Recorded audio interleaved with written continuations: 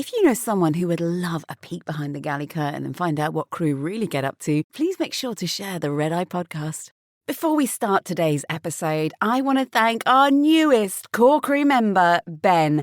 Thank you so much for your support, Ben. It really means so much to us that you give us that little bit of extra money every month to help make this podcast. Me and Kaylie are so appreciative and we love you.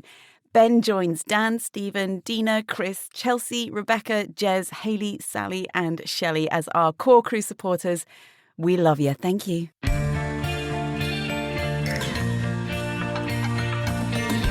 Doors to armed and cross-check. Come fly the Red Eye! Whoa! Welcome aboard the Red Eye. As one of our lovely listeners, you will know that at the Red Eye, we bring you true stories with a fictional twist. We gather up tales from in the air and on the ground, make them anonymous, and weave in just enough fiction to make them immersive, all while keeping the truth in there somewhere. The thing is, sometimes we get told something so shocking that our writer Kaylie is left a little perplexed in how to pass on what was told to us in a way that won't stir up horror in some or maybe some offence in others. So I'm going to lay this out there. This is a story that was told to us by someone who swears it was true. We didn't track down the victim to verify it or ask around for other witnesses. We aren't experts in other cultures or, in this case, in diseases. And while our writer's late-night search history may now be incredibly questionable after her quick attempt at research, we're not here to tell you whether it is 100% true or not. And believe us, we really hope it isn't.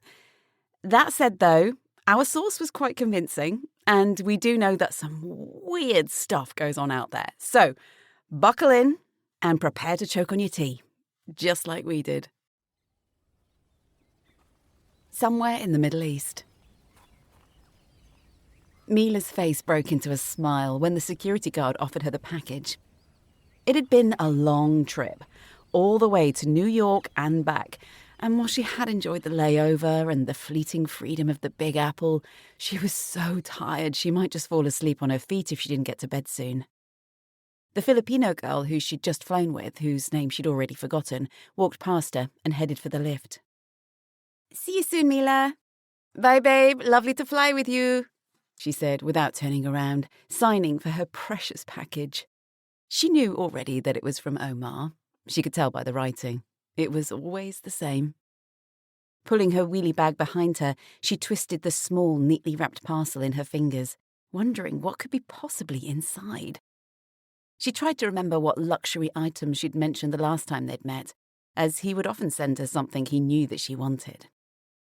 In another life, back home in Serbia even, things of the value that he sent her would be declarations of love, but she knew that this was just a declaration of appreciation.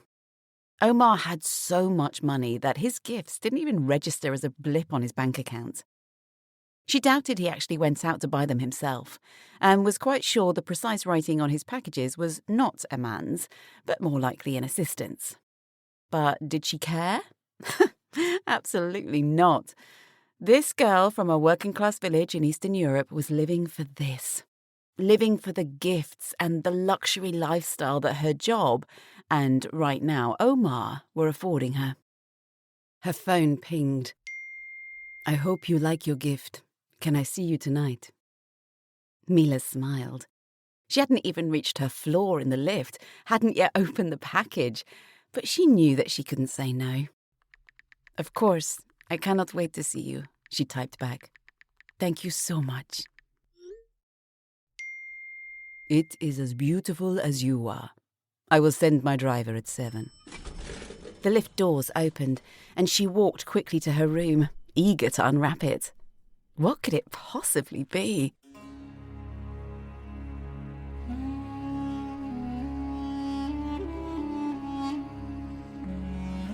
At 7 o'clock, Mila touched the new diamond necklace that was resting against her collarbone as she stepped outside of the building. Omar's sleek black Maserati was waiting in the line outside, amongst the other cars which had been sent for the same purpose. She wasn't the only one in her building with a sugar daddy. There was no shame in it here. She smiled at his driver as he held the door open for her, and he smiled back, tipping his head politely. She climbed in, sliding across the soft leather with ease, and sank back as the last echoes of tiredness wore off. The car glided smoothly through the city streets until they reached the hotel.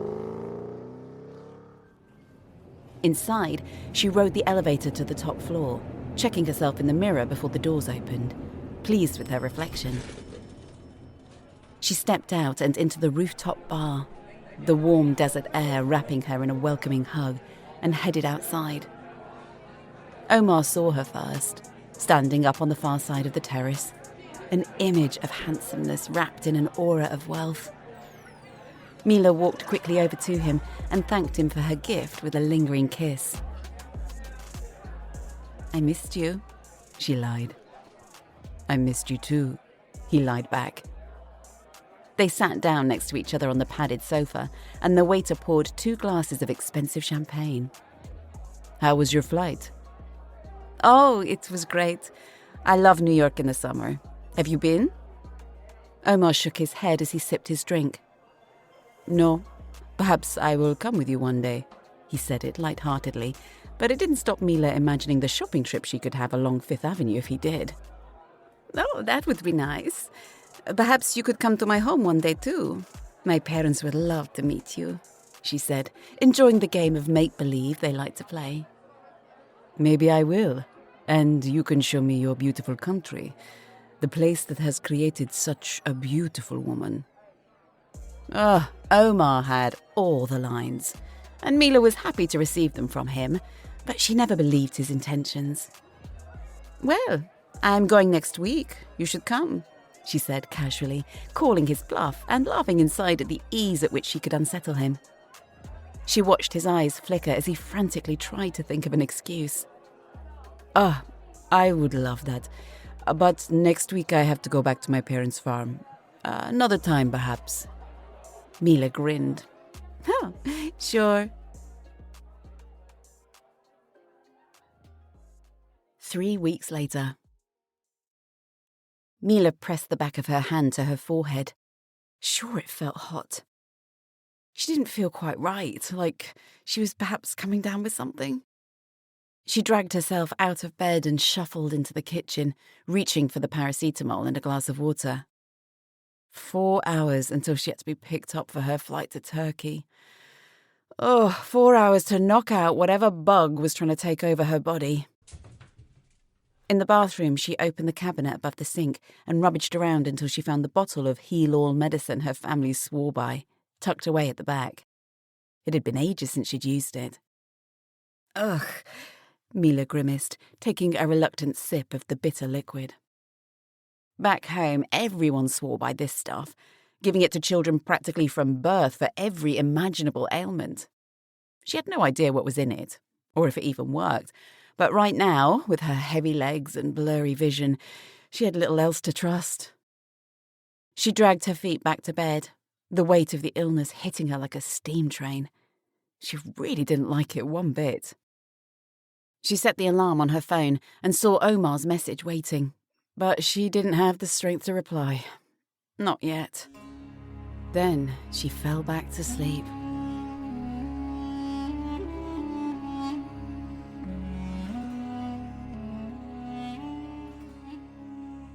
Mila never went to work. The fever that woke her made her body convulsive, shivering uncontrollably despite the warmth of the apartment. She could hear her flatmate Rashmi coming and going, but for the next 2 days, Mila didn't see or speak to anyone. Omar had sent her gifts, apparently, but she was too sick to care. She didn't have the strength to go downstairs or the inclination to ask for it to be brought up. That morning, a cough had appeared. Already exhausted from fighting the virus, the bouts of coughing racked her body so fiercely she nearly vomited, draining the last reserves of her energy. It was day 3, or was it day 4, when Rashmi finally knocked on her door. They'd only shared the flat for 6 months. They got along well enough, but they weren't friends as such, just roommates. The door opened slowly, and Mila's blurry eyes caught the look of concern on Rashmi's face. "Honey, are you okay?" Rashmi asked softly. Mila tried to answer, but the air caught in her throat, triggering another fit of coughing. Rashmi watched helplessly for a moment, then disappeared. She returned quickly with a fresh glass of water. Bravely, Rashmi stepped into the room. Mila was sure it smelled awful, and set the glass down on the bedside table before retreating back to the safety of the doorway. "I think you might need to see a doctor," she said gently. Mila pushed herself up. The latest symptom in her growing collection was a rebellious stomach, sending her running to the bathroom at hourly intervals. "I think you're right," she agreed, standing slowly as the room spun. She steadied herself and shuffled carefully toward the ensuite, Rashmi watching her every move. "Do you think you caught it on holiday?" Rashmi asked. Mila shook her head weakly. "It's a mystery," she said, closing the door behind her and silently hoping Rashmi would take the hint and leave before her stomach revolted again. No, she'd been fine when she got back from holiday. She'd gone out with Omar that night and felt on top of the world. No one at home had been sick, and she hadn't been near anyone ill since for as long as she could remember. It was a mystery she'd been thinking about these last few days. How had she ended up with this terrible mix of symptoms all at once? And how long would it be before she started feeling better? When she emerged some time later, she noticed Rashmi had tidied her room. The empty medicine bottles and used paracetamol blister packs were gone, replaced by a fresh box of tissues where the pile of soggy ones had been. A bottle of water sat beside the glass Rashmi had brought earlier, and the bedsheets had been straightened. Mila's eyes welled up at the simple kindness. Rashmi appeared again in the doorway. "Mila, I've made you an appointment with the company doctor. They're sending a car to pick you up," she said, firmly. It wasn't a question. Mila felt a wave of relief wash over her. No amount of home remedies was going to fix whatever she had. If it took every last ounce of strength, she knew this was one for the doctors.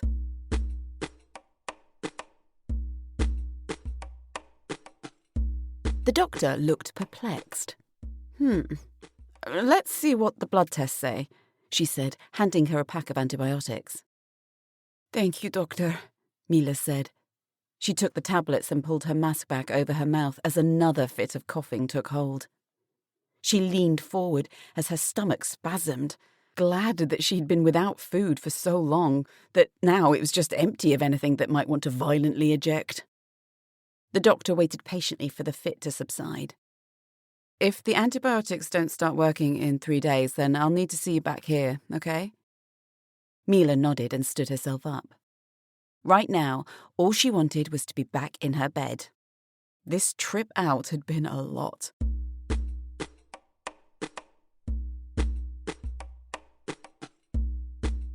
Three days passed, and while the antibiotics seemed to take the edge off, the fever had eased a bit and the cramps weren't quite as vicious, Mila was still far from recovered. Her energy was low, her chest still tight, and the cough came and went like an unwelcome guest. She'd already missed a week of work, and the idea of stepping foot on a plane seemed impossible. The thought of dragging a trolley down the aisle and plastering on a smile for passengers made her want to curl up under the duvet and disappear. Shouldn't the antibiotics have done more by now? She wondered, twisting the empty packet between her fingers as she waited to be connected. Finally, the doctor's voice came on the line, cheerful, bright, and painfully out of sync with how Mila felt. "Hi, Mila. How are you going?" "Still not great," Mila replied, her voice flat. "I think I might need some more antibiotics." "Ah, I see. Well, your bloods came back inconclusive, so I'm a bit stumped on what this is and what it could be. Can I ask you, Mila, if you don't mind, do you have any new symptoms?" "No," Mila lied, still in denial about the latest one herself. No unusual discharge from your vagina or anywhere else? Mila's face burned. How did she know? Why was she asking? Uh, no, Mila lied, knowing that her voice was giving it away. Wanting to tell the truth, but fearful of what might happen if she did. Mila, I'm going to make an appointment with the gynecologist just to rule it out. Is that okay? It's just very important that we get the treatment right, that's all. Okay. Great. We will get you sorted out. Don't worry. Thank you. Mila hung up the phone, rubbing her face. The only person she'd slept with was Omar. And while he wasn't married, the fact that he wasn't married to her either, that made things complicated here. Had he given her something? Had he been sleeping with other girls while she'd been away? She looked at a picture of him on her phone. Omar was a picture of health. Perfect teeth and glowing skin. No, he wasn't carrying anything. She was sure of it. Besides, she'd never heard of an STI that gave you a cough. She would do what the doctor wanted and go to the gynecologist. But in her gut, she knew that the answer wouldn't lie there.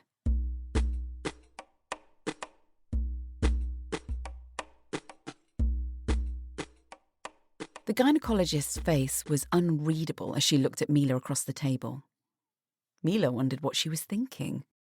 If she had been as disgusted with what she'd seen down there when she'd examined her as Mila had been herself. "So, you have slept with no one?" she asked for the second time, her tone even. "Oh, just my boyfriend back in Serbia," Mila lied, shifting nervously in her seat. The doctor studied her for a moment, eyes sharp, but not unkind. "Mila, I am a doctor," she said gently. "I am not from here either, and I understand your worry, but I promise you that nothing you tell me in this office will leave it. Have you been sleeping with anyone here?" Mila's lips remained tightly sealed, fearful that she might be trying to trick her. The doctor stood up and rounded the desk, perching on it so that she was looking down at Mila. She was a blonde, middle-aged and glamorous woman without makeup, tall and lean, and her name had a European ring to it, but Mila couldn't be sure. Could she really trust her? She felt her forehead start to sweat. "Mila, you are an unwell girl," she said. "And to help you get better, we need to treat you properly. I can't do that if you're not honest with me." Mila blinked to show she understood, but said nothing. She let the doctor continue. "I believe you may have a sexually transmitted disease," she went on, her voice calm but clinical.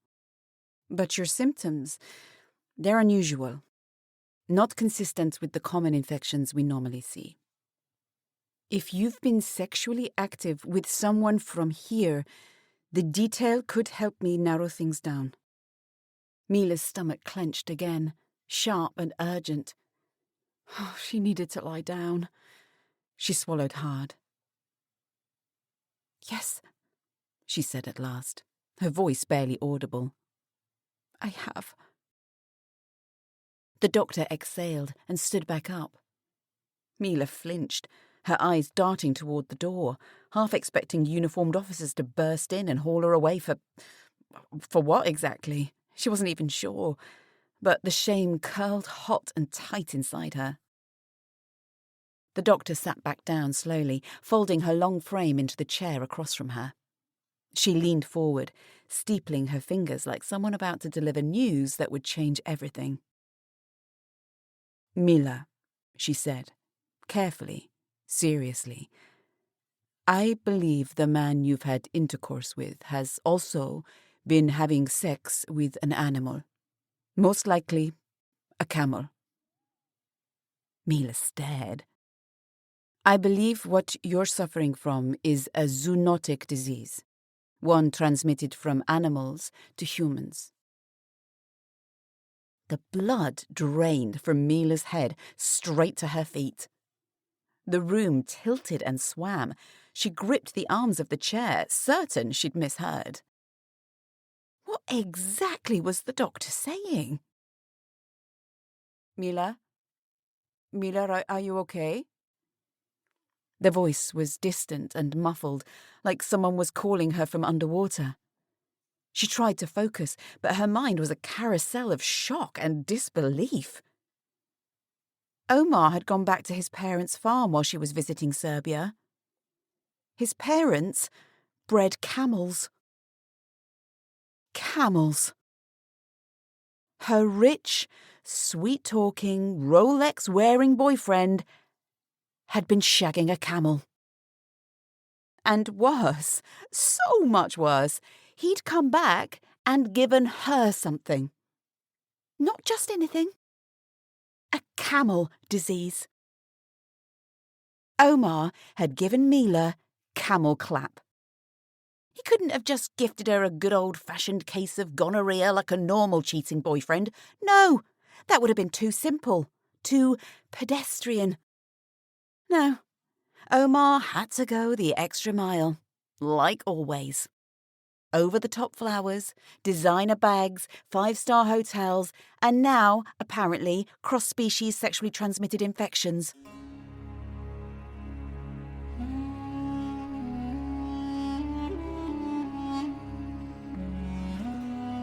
It took weeks for Mila to feel fully human again. Weeks before the cough stopped rattling her lungs and the rest of the symptoms packed up and left. The kind doctor had signed her off work with a vague note about a virus, and thankfully, no one else knew the full, unflattering truth. But she knew.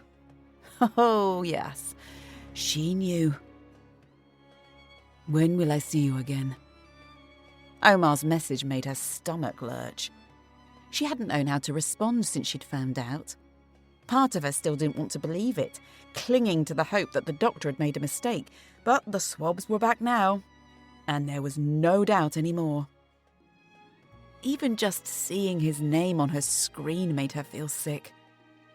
The presents he'd sent her now seemed dirty, tainted. Downstairs, at least 3 more parcels waited for her at reception. She'd already decided they were going straight to the maid. He had given her one gift too many. No, she thought, trying to decide what to write back. She had never expected love, not even fidelity from Omar, but if he was going to cheat on her, maybe she could have stomached it if it had been with a beautiful woman. Another flight attendant, perhaps, or a hot yoga instructor. A camel, though? No. She might have been a small-town Serbian girl who loved a luxury gift or two, but even she had her limits. And this gift went far beyond them. This gift had teeth, and it had bitten her hard. She began to type, fingers stiff with fury. Omar, my doctor confirmed that my boyfriend has been sleeping with a camel. You were my only boyfriend, so that must be you. If camels are your thing, maybe you should marry one instead of spreading your disgusting diseases to girls like me. Keep your gifts. And keep your camels. Goodbye. She hit send.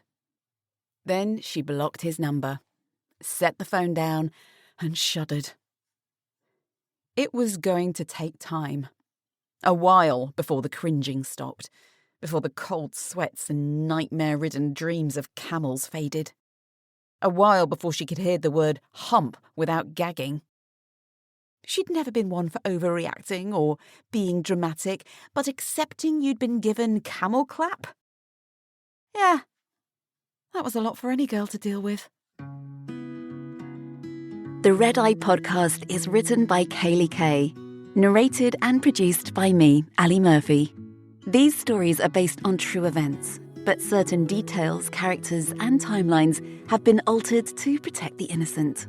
Visit our website, theredeyepod.com, to subscribe to our newsletter and to find out details on how you can contribute your story for us to turn into an episode. If you enjoyed listening to our stories, please like, subscribe, and review. Thank you. Our author, Kaylie Kay, does an incredible job of taking these true stories and turning them into fun little episodes for the Red Eye podcast. But did you know she's already written 6 novels, and they are amazing? So if you want to read those, visit Amazon and search for Kaylie Kay, and I'll put a link in the show notes too.